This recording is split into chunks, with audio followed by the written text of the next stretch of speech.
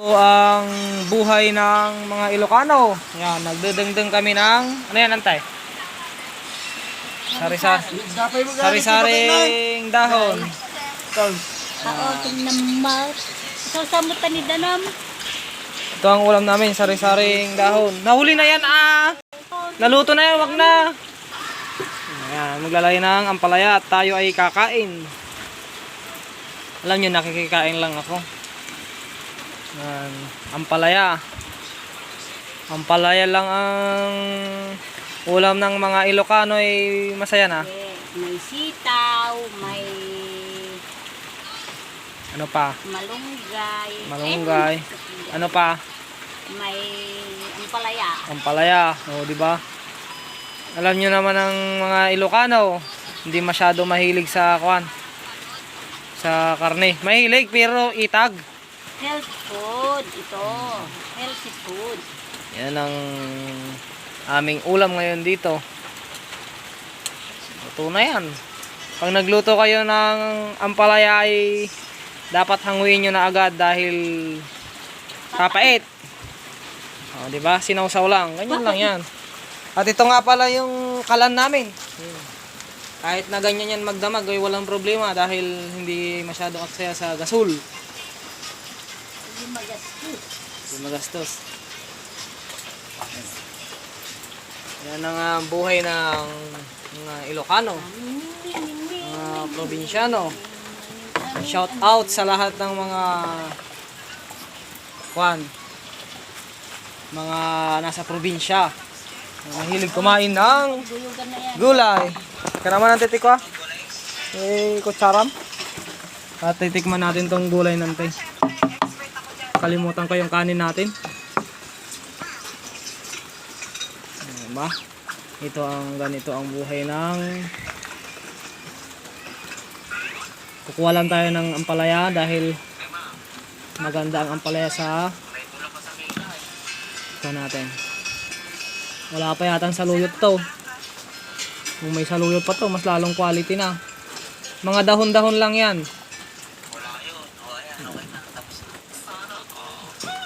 Dagdagan natin ng ampalaya. Yan ang buhay. Tayo po ay kakain. Kakain na rin sila.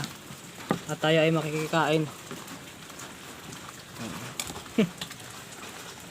Kakain tayo. Kakain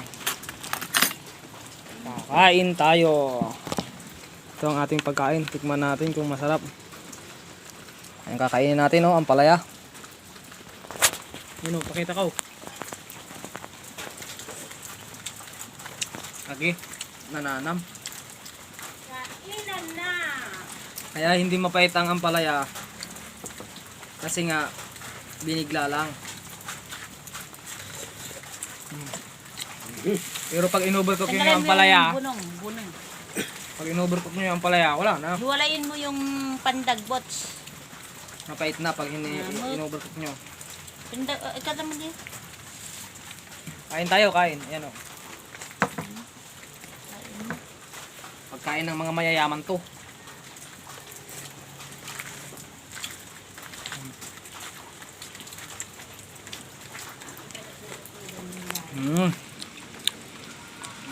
Tayo na't kumain.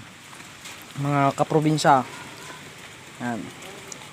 Dahil maulan dito ngayon, kaya tamang tama magsasabaw tayo ng dinengdeng. Pero hindi talaga to yung tunay na dinengdeng, dahil ang dinengdeng kompletong gulay. Ito dinengdeng na puro dahon. Dinengdeng to na puro talbos. Pero hindi talaga to yung dinengdeng ng mga Ilocano.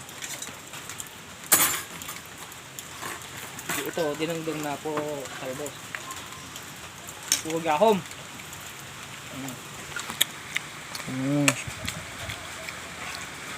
Walang mamoy. Bawal ang baboy, bawal. Masama sa mga walang tira yun. Yung baboy, kasi walang pabili. Pero kung may magbibigay ng pambili ng baboy, Pwede. Baboy tayo. Ano na? Kain, kain.